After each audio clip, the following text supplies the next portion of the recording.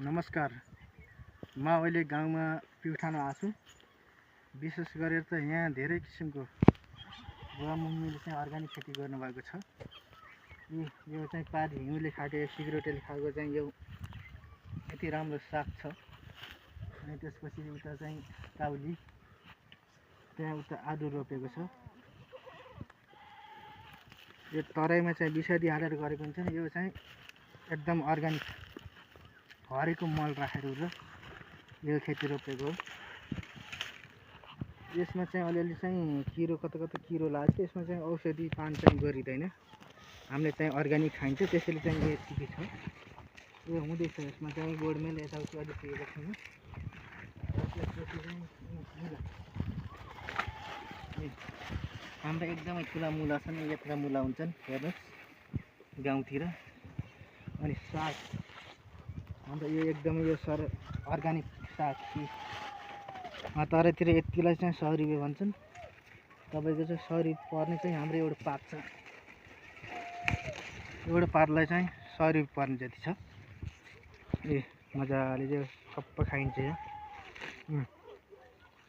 यो अर्गानिक हो, एकदमै गाउँ पालेको उत्पादन गरेको बुवा मम्मीले चाहिँ उत्पादन गर्नुहुन्छ। बिहान बेलुकी सर्प लाएर चाहिँ यो अर्गानिक साग टिपेर उठेर चाहिँ खान्छ। यो हाम्रो लसुन, यसलाई लसुन भन्छ। यो तपाईँको कस्तो छ भन्नुहुन्छ भने यो चाहिँ एकदमै लोकल लसुन हो। यो एकदमै चाहिँ मासुमा हालेर खाँदा यति राम्रो हुन्छ, मजा आउँछ। हेर्नुहोस् त्यस्तै गरी चाहिँ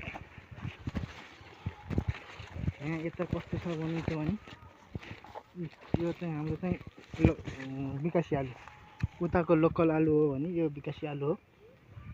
यो चाहिँ राम्रो छ। यो पनि चाहिँ अर्गानिक मल हालेर बनाएको हो र त्यसरी उत्पादन हुन्छ। र हाम्रो यो चाहिँ छ यो नास्पाती, यो भदौ महिनामा चाहिँ फल्छ। यो ठुल्ठुलो गेडा हुन्छन्, सब अर्गानिक छ। अनि हाम्रो पाठा पाल्नु छ भाले, साना यो 4 महिनाको पाठ हो। यो यत्रो भएको छ। र यो हाम्रो एउटा फुच्चे छ। यो फुच्चे यति राम्रो छ, चकचके छ, च्याप्प मै खान जस्तो छ, मसित सुत्छ। यो यस्तो छ यो फुच्चे, नामो छ यो फुच्चे भन्ने पनि। ठिकै छ, अरू सबै ठिकै छ। अर्गानिक चाहिँ बस्नलाई गाउँमा आनन्द, सब अर्गानिक खान पाइने।